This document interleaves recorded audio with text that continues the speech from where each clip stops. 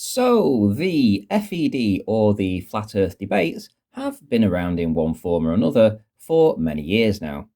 Isa Mahalski had a decent channel, and he also used to have daily debates there. Now, Oakley tried to do this several times, and I have showed you this before in this video right here. But how do you turn an idea into a success? Well, Nathan had his idea. He knew he needed consistency. He needed the same time every day, the same format, and some panelists from both sides of the argument. And he had a very good set of opponents to bring in for the Globe. At one point, the panel was filled with globe earthers, and Nathan sat and listened as they proved the globe. It was all very civil and more like a place to just hang out. Back then, as the debate formats and arguments were still being formulated on both sides, it was a revelation when someone brought something new to the table. As I said, this applied to both sides. As well, the globe hadn't been put on trial for decades, if not centuries, so digging up that information again and how to present it was tiresome and it was slow. It's not like today with MC Toon or FTFE or Mr. Sensible, who all have the information readily to hand in files on their PCs. No, back then, each argument needed researching, and the evidence found that best supported a belief. Sometimes the Globers would produce evidence that seemed reasonable enough, but under scrutiny was not actually the most conclusive, and this gave ammunition to the flirfs. And the same was for the flirfs, who, like nowadays, are always thinking of something new, and, well, they always get debunked. The only thing that stumped the Globers at that time were observations with a P900 camera. This was the kryptonite to the Globers, and observations of distant objects or land that defies the geometry of the globe were becoming more and more prevalent. Well, I'll tell you what the P900 does. The P900 demonstrably shows all over the Earth by different flat earthers all over the Earth that there is no demonstrable, repeatable, credible curvature to the Earth. Unless you're Soundly. I've never actually seen a flat earther video that has zero curvature. All right, there simply was no argument to refute it, or at least none that was established inside of the community. So this was used for well over a year to bash the Globers relentlessly with, and in doing so, the popularity of the show grew, and the belief that the Earth might be flat also grew. Because, yeah, we do see too far, and there appeared to be no acceptable refuting of this. The only thing the Globers had to argue about was observer height, and would claim that the photo or the video was not taken from this place or at that height, and that would be the default excuse. So, when I decided to document everything about my own observations, it really had the Globers stumped, because I brought a tape measure with me. I brought additional cameras for different view. I did a full pan around shots to prove my location. I mined the tide height and the date, and was so thorough that there could be no wriggle room for the opponents. They couldn't say that the video wasn't taken from this location, or that my observer height was not as stated, and my observations were good, strong arguments for a flat Earth. After this year of Glober bashing flat Earth observational proofs, a man called Mick West, who has the website metabunk.org, released a Earth curve calculator, which showed the geometry of the Earth, but crucially had a new inclusion, and this was called standard refraction. You see, he had gone away and dug up the evidence that explained why we see too far on certain days. And he understood the complexity involved, things like temperature and pressure, and he also understood that observations close to water were susceptible to even greater refraction, as the medium changes there were more dramatic than up higher where things are more stable.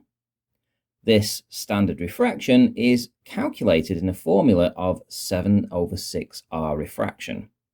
Standard atmospheric conditions would allow you to see further, and dependent on the variables day to day, sometimes you could see way further than that. One thing I have noted is that observations across shallow lakes or shallow inlets or bays often allow you to far exceed standard refraction range, as the less turbulent water creates a rather smooth and consistent atmosphere just above the shallow waters, which give the optimum conditions to see great distances. My own location fits that criteria, with very shallow water between Ankersholm and Barrow-in-Furness, and this explains why I was able to see these very clear and sometimes shore-to-shore observations. When I believed the clear atmosphere and almost motionless water was this reason, actually, no, it was those conditions that allowed for perfect refractivity at those times. But I digress. The FED had been awash with flat earthers bringing in P900 proofs, and now Mick West had brought out this calculator and everything changed. This was the moment the FED changed from being a welcoming place for all into all-out war because of this calculator. The Globers would say refraction, and a bit like me wearing a NASA hoodie right now, the rage of the Flurfs upon hearing that word was instant.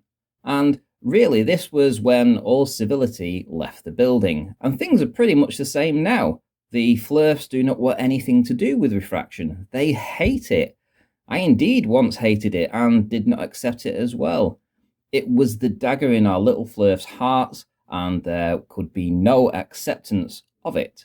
Because if we did, then we had nothing. No proofs, no arguments, nothing. So Mick West became the focus of all our rage, and at the same time Mick West was lauded on the Globe side like someone who'd come in to save the day. It's funny to think that something so well known and accepted in the community right now was so fiercely celebrated back in the day.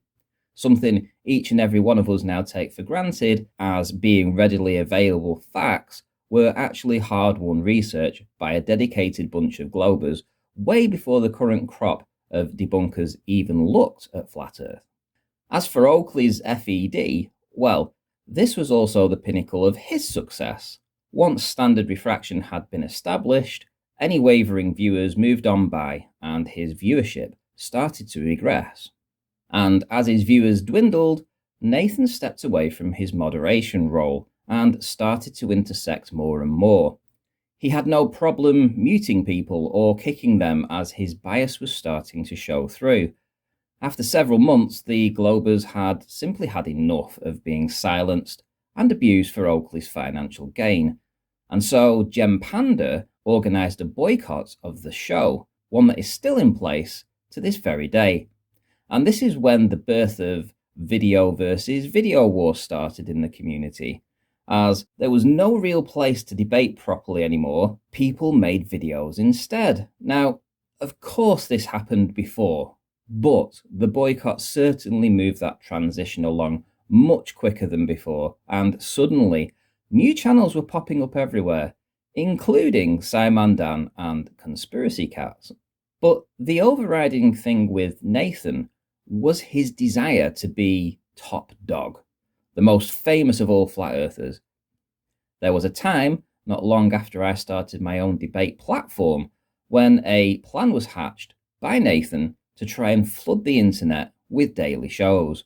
However, mine was completely independent of his, and although still appearing on his shows, I was going my own way with a format that actually afforded proper debates. You see, I had seen that the transition made from moderator to utter rage monster had failed the community, in that the same community needed a debate platform that offered equality.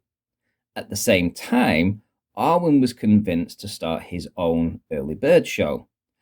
Around that same time too, Quantum Eraser wanted to show off his own as well. So Nathan made plans for that. Globebusters Bob Nodell had just announced that he was stepping away from Flat Earth for a time, and this was an opportunity far too big to be missed by Nathan. And he came up with a name for Quantum Eraser's show, and it was called, wait for it, Ballbusters. Now, Nathan wanted everyone who was friendly to be a part of it. He wanted me, he wanted Arwen, Quantum Eraser, and Adam Meakin. He also wanted Sleeping Warrior, along with a few others. Yet, when he approached me with the name of the channel, I flipped out over it, as can be seen in some of these messages here. Nathan told me that the FED was going to be taking over, that Arwin, me, Quantum Eraser himself, putting all this content out, that he could finally win his war with Bob Nodell. Well, I wanted no part of his scheme, and after being assured that the name of the show was going to be Ball Busters and not the channel name, I relented and went on their first show. It felt uncomfortable though, and so I only returned one more time a few weeks later, but it just didn't feel right. And I asked myself many times, why is Nathan trying to be number one? What is this all about? Isn't this a search for truth and for answers? Not about who is winning in a private war between two people with massive egos, and with Nathan choosing that name, Ballbusters, which was in direct competition with Bob's Globebusters, it was clear that Nathan wanted an internal war and wanted to segregate the content creators into one camp or another, and he wanted to be an overlord of this revolution. As I've said before, flat earth politics is something you probably know little about. So, Nathan's agenda was vastly different to my own, and when he said he will be taking over, that was the moment I stopped seeing Nathan as a flat earther and now just a content creator. And from that moment, after years of believing him and supporting him, I couldn't do that anymore. His true colours were starting to show through.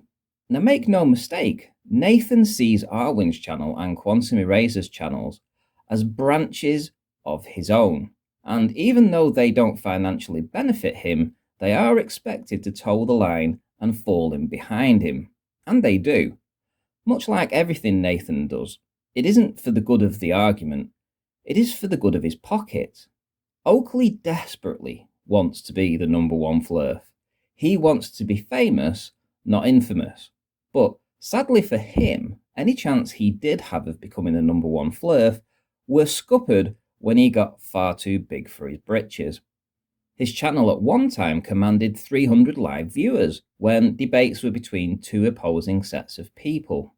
Yet the boycott happened in direct retaliation for his choice to act like a road rager.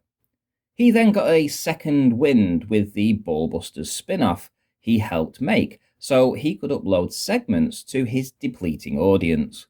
He was also given yet another chance to redeem himself when Bob Nodell actually offered him an olive branch, and instead of going on his show and being nice with Bob, he went on with an agenda of his own. Now, that was a big mistake. You see, Bob was being nice and congratulating him on his channel. Then Nathan turned on Bob and said he was using pseudoscience and that he was damaging flat earth. So Bob rightly kicked him off the show, and Nathan didn't gain any subscribers after that for an entire year.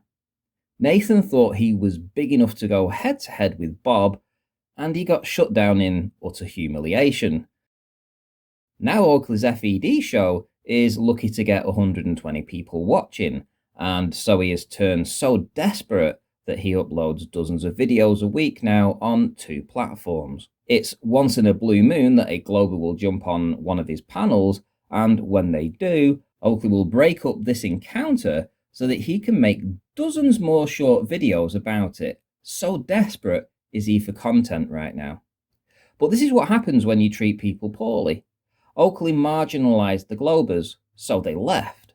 The original panel members went their own ways when they no longer had opponents to argue with.